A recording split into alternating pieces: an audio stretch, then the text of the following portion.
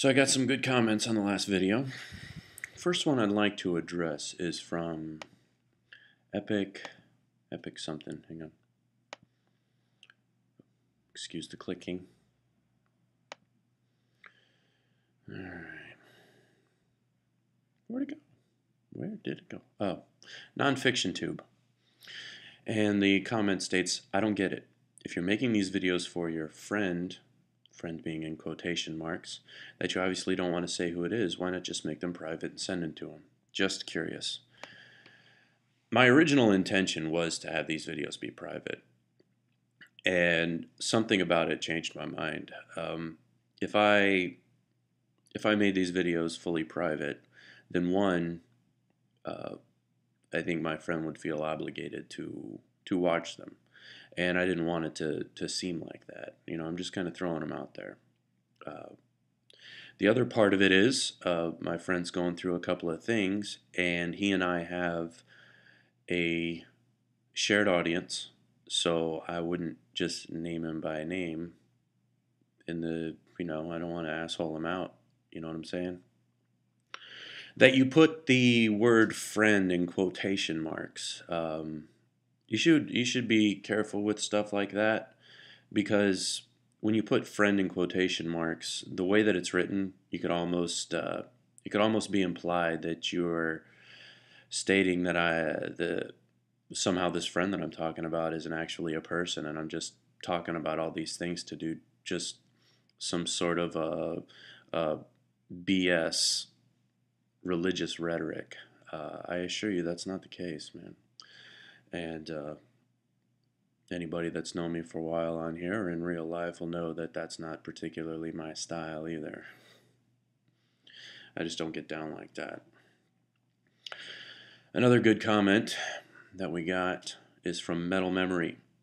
And the comment from Metal Memory also gives us another reason why these videos are public and not private. It stands to reason that the stuff that I'm talking about on here, while my original intention is to help my friend out, I think it can be a little bit further reaching than that. It's already helped me out quite a bit. And who knows? I mean, what happens with these videos? They'll still be up, I think, when my friend and I are long gone. But Metal Memory put up a comment, and I paraphrase something to the tune of, I was raised Catholic, and if I don't believe, then does that mean I'm going to burn in hell? Or if I choose to be atheist or agnostic, then nothing will happen. So he would rather have nothing happen than to actually burn in hell. I thought that was a really good comment, and I think it's a concern that a lot of people have. I don't think the Catholic faith has a monopoly on people who grow up believing that somehow believing in Jesus has to do with eternity, period. And if you don't believe it, you better believe it, because if you don't believe it, then you're gonna burn. That's some of that sinners at the hand of an angry God thing of the 19th century, or was that 18th century? One of those puritanical years. I think it was the Puritans. It might have been the Quakers. I don't know about any of that. You know, I can tell you from my study, there's a couple things. Before I go any further, I think that with there being a God, and with the human soul and the human spirit being eternal, something's going to happen. And I don't think about, like, if you personally believe that you're an atheist and these things won't affect you, that would be, similar to walking out in the wilderness and personally believing, well, I don't believe in the weather, so I shouldn't have to have anything. I won't be subject to the consequences of not preparing for the weather. I don't bring that up to undermine your theory, though. Okay, um, there are some truths, and there's evidence and laws of the universe that you just can't get around. To quote the Matrix, laws like gravity. It's really hard to get around the gravity thing. When you get close to an object, it pulls you down. When you study physics, like, everything seems to make sense. When you look at the human genetic code and you look at the genetic code of most everything, you can see a similarity in the design of everything. Uh, Again, speaking of Radical Ryan, he talks about how the human DNA is 50% similar to a banana. Now he uses it for one purpose, uh, talking about the different races. I'd like to use it for a different reason. We're similar to a banana genetically because we have the same creator. You cut open a mammal and look inside. They got lungs and a heart. Their eye construction. There's there's similar constructural evidence in the human being, and it's a lot of evidence in my opinion, and it's enough, and it was enough to continue me down the path of what the truth is, and to continue to search for the truth. Never just hang up. Well, yeah, I got all of the ideas figured out. I'm just going to put them in a little box and uh, uh, just save them for later or whatever. That isn't that isn't what I'm doing. I'll just continually search for the truth, and in my experience so far, this search for the truth has led me to a continued and an expanded relationship with God.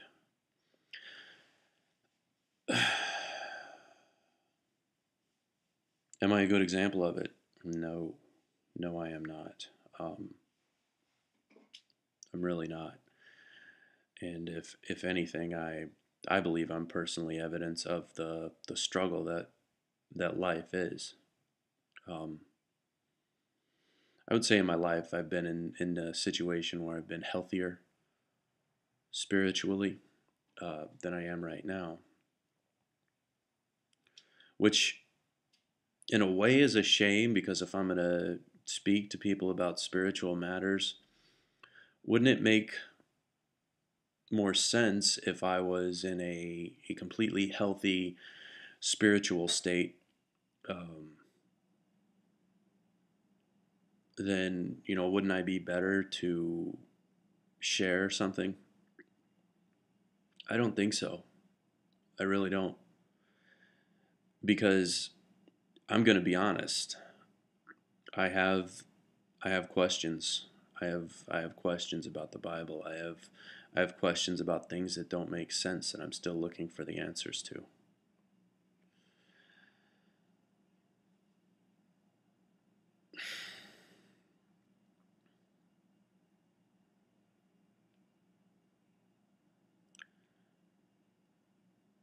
If I could wave a magic wand and take away the pain of life that you experience going through life, that the people that I care about are going through, I would do it. I would do it. Unfortunately, the pain that we encounter in life isn't always something that is without. It isn't always something that's happening outside of us, and it's not zero sum either. Okay, meaning that there's only so much pain in the world, and you can put some of that pain in your pocket and move on. Like everything else, it is not zero sum. Pain pain is perceived and created based on circumstance, and I don't think that a person near me that all of a sudden is in pain has somehow taken away some of my pain. There are, of course, weird spiritual cases where if you're in a bad mood, somebody else is in a good mood and their mood somehow gets ruined, I feel a little bit better. Mostly, mostly because I'm a remarkably flawed person. And nobody wants to feel like they're alone, I don't think. And to have somebody else in pain, it makes you feel better because, well, gosh, I'm not the only idiot in pain out here. That's a weird thing, huh? But I'm glad, Mental Memory, that you brought up that comment about, well, if I'm an atheist, then it'll all just end, and that's that. Let me share with you something. When I was in a better state spiritually, I was at work, and I had the opportunity, and I took part in the opportunity that, gosh, would be almost a evangelical Christian's dream, and that is I had the opportunity to share God and share the gospel with pretty much every single individual person that I worked with. And it was a gift because I learned so much. And it was interesting the way that it was shared because it really varied, and it wasn't like I was walking around with the book of John or the three particular scriptures that out of the book that say, well, the book says this, therefore the book says that, therefore you better do that. It was interesting the way that these things were shared, and in a couple of cases, the people who came and talked to me, they were people that other more zealous Christians had tried to just share those scriptures, and it was a very heavy-handed thing, and they bounced off, and we ended up talking about it. I don't know where those people are at now. I hope that they're doing better, and I hope that their path leads them to people that can care deeper the way that they need people to care. But there was one particular guy, and he was raised Jehovah's Witness, and at his point in his life, he didn't believe in anything. He was very much an atheist, and I didn't understand it. I didn't understand what that would feel like. We can kind of comprehend what hell might feel like because you get your hand burned or whatever, the old stereotypes. But to actually think that there was nothing after death, as opposed to a perception of eternity outside of time. So it's going to sound silly, but I promised I would talk about it. So I prayed about it. I said, Lord, please give me some understanding of this situation. I don't understand. And for the briefest second, for the briefest moment, almost directly after I said that prayer, everything was gone for a moment. Just everything. I didn't feel eternity anymore. I didn't feel anything. I firmly believe that when I died and I closed my eyes, there would be nothing at all. And all that there was what's going on with this life.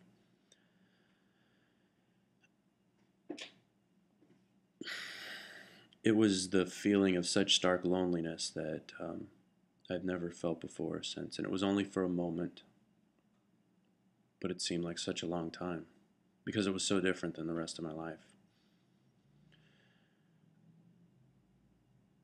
And after that experience that I was given, I began to treat that individual very different, because there's such a stark contrast in what I feel and what others feel. And it's true, and it's something that it was definitely time for me to learn. And I think it's something that a lot of people, if they're going to talk about God, need to understand and recognize. There was a comment that an atheist left one time, and I think it was a very good comment, and I'm going to repeat it here for you.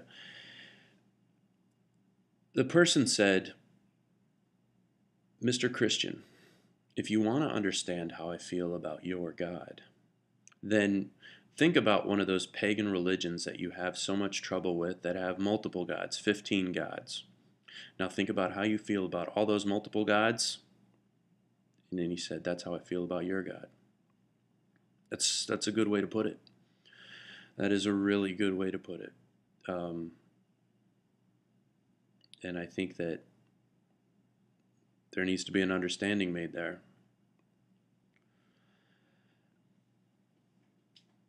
I don't have the cure. It's not from me. What I do know is that being saved and accepting God and accepting what He did to make your life right isn't something that waits till the end of your life. Like your whole life is just going to be misery until you pass away. And then once you pass away, you go up this little stairway where St. Peter's waiting at the door, and a bunch of people are in there in sparkly white robes and rivers of gold. that that that doesn't seem like something that would appeal to many people. And it seems to me that is something that you tell to a person, that you're making their life miserable, and then you say, "Well, your life is miserable right now, but there's something really good waiting for you."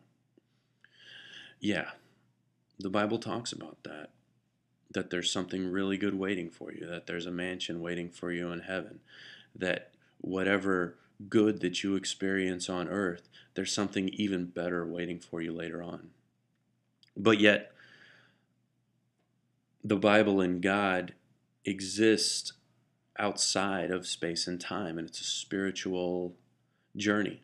So what you're experiencing now, there's something even better. The way to look at it is, again, it's about making a person free to live in the present. And the only way to fully do that is with help. Every time. And it's a daily and a moment by moment thing, I think, when you're doing it right. My brother-in-law, when his first son was born, he had some complications, and we were in the hospital for quite a while, and people were coming and visiting and stuff like that. And these two Baptist people, a husband and wife, came by to visit, and blah blah blah, and they came by with their rhetoric and stuff like that. And I think it was a Wednesday, so they could only stay so long at the hospital because they had to get back to the church for their Wednesday service, which they never miss because they do this and that and this and that and this and that and this and that for the church. And this woman was giving some sort of a testimony about a driving test, and she talked about a time when she prayed to God, and it's like, "God, if you only help me this one time, I'll never bother you again." That isn't the God that I know. That isn't the God that I read about in the Bible. That isn't the God that I have a relationship with. He's not the God that it's like, "Just give me this one thing and I'll never bother you again." We're not a bother to Him. Not in the least. There's no human on earth that's like Him.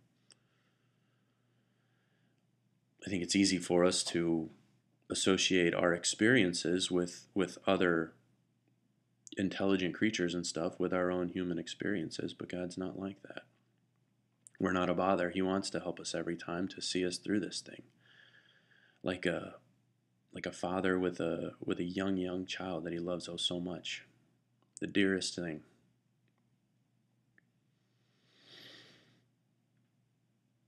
I wouldn't be so bold as to presume the prayer that God would want to hear, but if I wanted help in the driving test, in my experience, the best way to say is like, Lord, help me through this. Once again, it's me, the guy who can't seem to do anything on his own.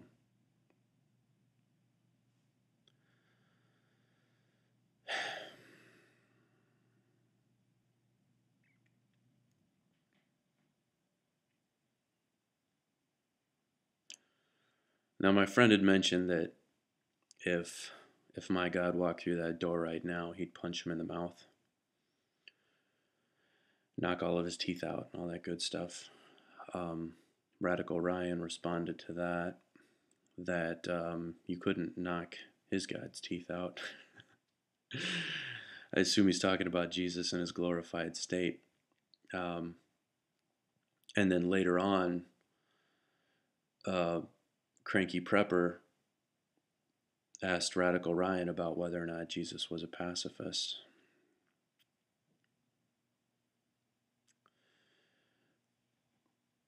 He's an interesting type of pacifist. At the end of the Bible, all that Jesus has to say is enough. That ends everything and brings down a New Jerusalem. Hiru Shalom for the Hebrews. You know what Hiru Shalom means? To teach peace. It makes you wonder.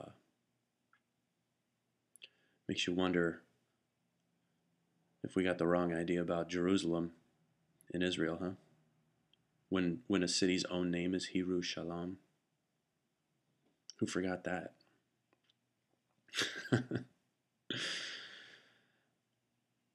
But sometimes what a pacifist does is he takes the hits for other people. And a long, long time ago, the world was corrupted. Almost immediately, the world became corrupted, and it was corrupted due to man's free will and his willingness to lie, and his greed to be something greater than he was. And then when asked about it, instead of being honest, he blamed his wife. It's her fault. And it destroyed paradise. Separated him from his creator, who he used to walk with every day.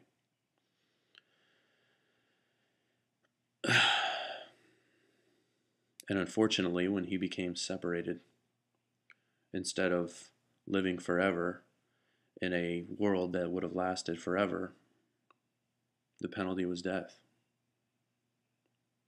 The Adam of the Bible is long gone. He died. Eve died. All these people died. Back in the earth. The same junk that the earth is made of, the same clay, the same mud. From corruption you were created, from corruption you shall return. Because it was God who scooped up that corruption and breathed life into it. And without that life from God, you just turn back into the junk that you were made out of.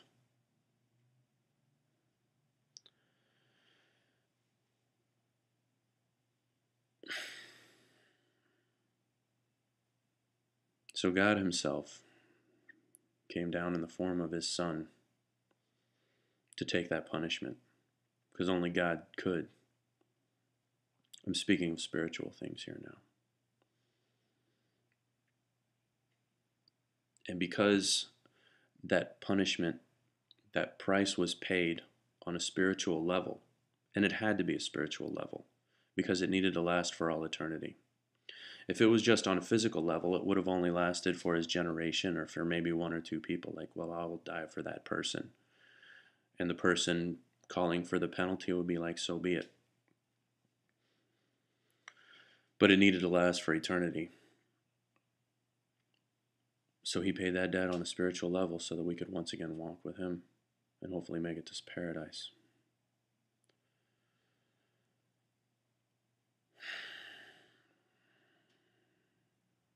So that's it, man. That's what being saved is about. That's what God did. And he got punched in the mouth. He got all of his bones pulled out of joint. He got hung on a cross. A method, a Roman method of execution so terrible that the words excruciating were used and invented to describe that actual punishment.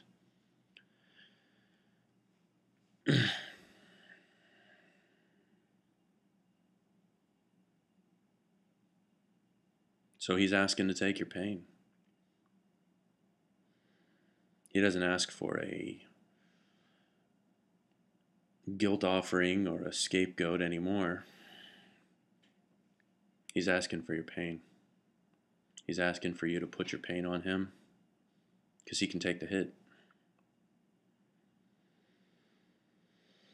Because he loves us, man. Every wretched one of us.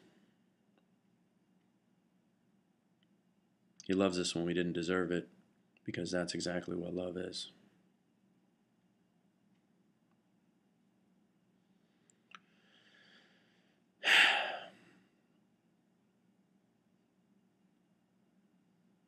We'll see y'all later.